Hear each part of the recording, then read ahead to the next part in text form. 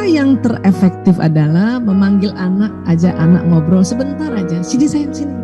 Ya, maaf ya, minta maaf. Bunda minta maaf ya nak.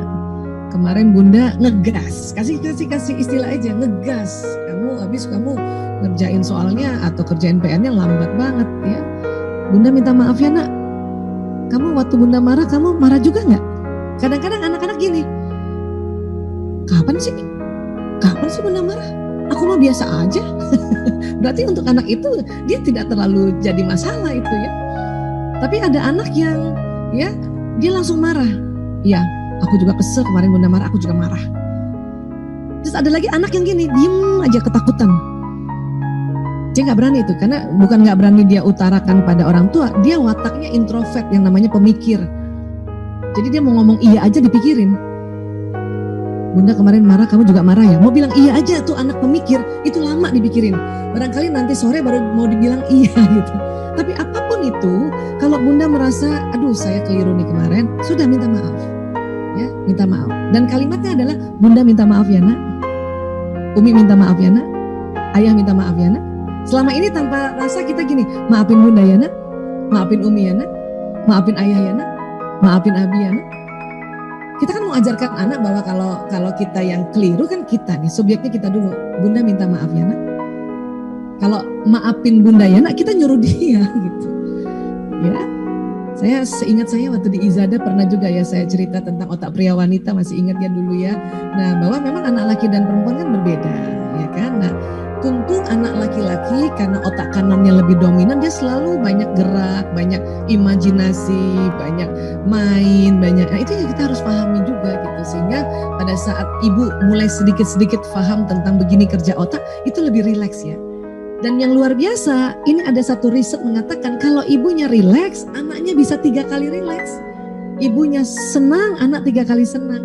Ibunya tenang, anak 3 kali tenang. Ibunya semangat, anaknya 3 kali semangat. Begitu pula kebaliknya, ibu marah, anak bisa 3 kali marah. Ibu galau, anak 3 kali galau. Ibu kesal, anak 3 kali kesal. Untungnya yang negatif-negatif ini jalannya lamban, dia punya penularan. Apa sih yang menular Bu Aisyah? Ya, gelombangnya. Jadi di tubuh kita tuh ada vibrasi. Kalau saya boleh sharing boleh nggak ya? Sebentar ya, saya sedikit sharing ini. Bolehkah? Sebentar. Jadi kalau ya ini membuat seseorang itu nular ya. Ibu kayaknya nggak ngomong ya, tapi nular sebenarnya. Waktu itu saya kayaknya pernah sempat cerita juga ya waktu di Izada, tapi saya ulang nggak apa-apa ya. Nah, jadi emosi ini kan sudah jalan di badan, ini lewat sistem saraf. Nah, ternyata tubuh manusia bukan hanya badan seluler, ada namanya badan bioplasmik. Tubuh manusia itu keluar cahaya, keluar nur, atau keluar namanya gelombang elektromagnetik. Dari mana Bu Aisyah keluarnya ini? Dari pembuluh meridian. Ini ada di bawah kulit. Dia bentuknya lubang-lubang energi. Dia ada pintunya, tapi pintunya bukan kebuka ketutup atau sliding door gitu. Dia berputar kemana? Ke kiri, kayak orang tawaf. Kalau putarannya lancar, sinyalnya lancar keluar. Kalau putarannya lambat, sinyalnya lancar ya, keluarnya itu lambat. Dari mana ya? Dari mana sih gelombang ini Bu Aisyah? Dari makanan minuman. Diproses di mana? Di sel tubuh. Dan sel tubuh ini ada triliunan di tubuh kita. Makanya makan harus halalan thayyiban. Agar apa? Agar energi yang untuk badan kita, untuk organ-organ tubuh itu halalan thayyiban. Dan gelombang yang keluar itu halalan thayyiban. Belum lagi kita isi gelombang ini yang keluarnya halalan dan thayyiban. Halal dan thayyib, halal dan bagus. Ya. Nah, apa yang diucapkan itu bisa jalan di badan, tadi kita sudah lihat ya. Dan apa yang kita emosikan ini kan jalan di badan. Kalau Bunda marah terus, kemudian tidak cepat-cepat move on, maka marahnya jalan di badan, ingat? Kemudian kerjasama lagi dengan kolb, dengan jantung.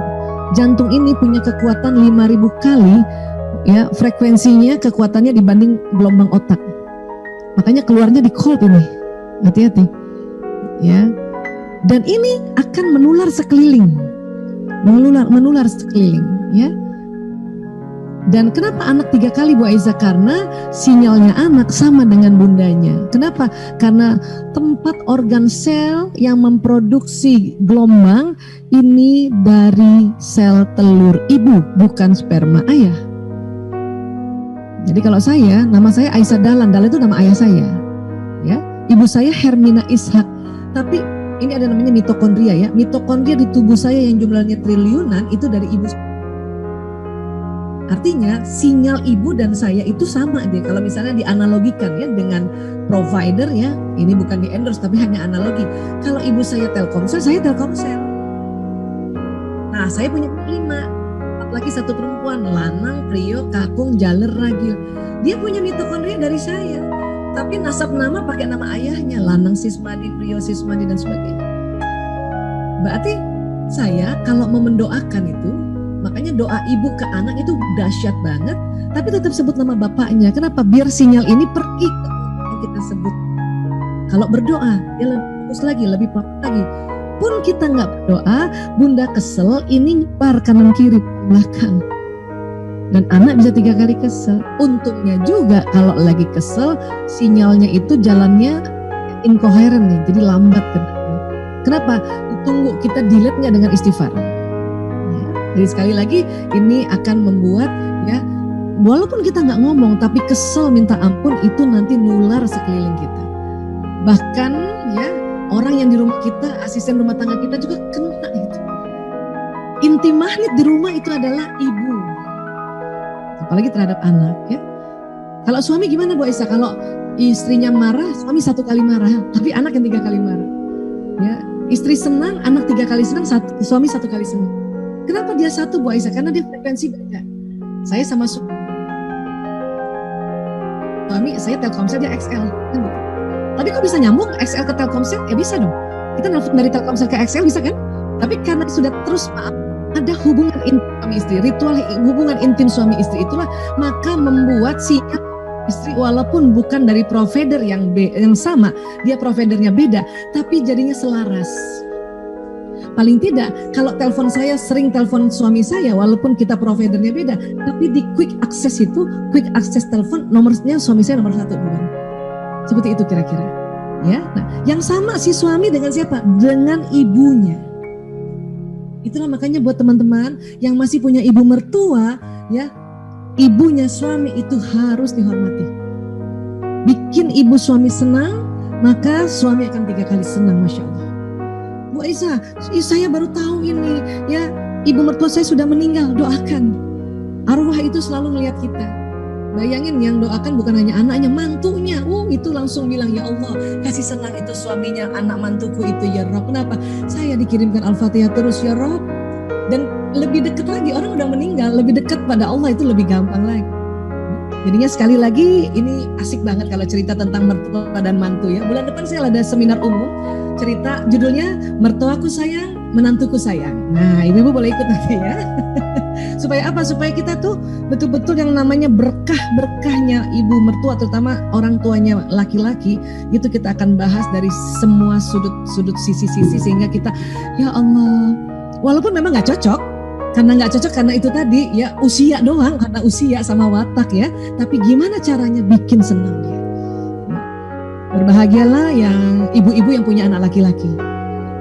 Kenapa? One day kalau punya mantunya suruh ikut training dulu Bu. Supaya ya, ibunya laki-laki ini difahami bagaimana sampai harus dihormati. Orang istri panggil, ibunya panggil, suami harus datang dulu ke ibunya, baru ke istri. Kenapa? Dari sisi sinyal saja. Suami itu lebih pengaruh sinyal ibunya daripada istri. Seperti itu.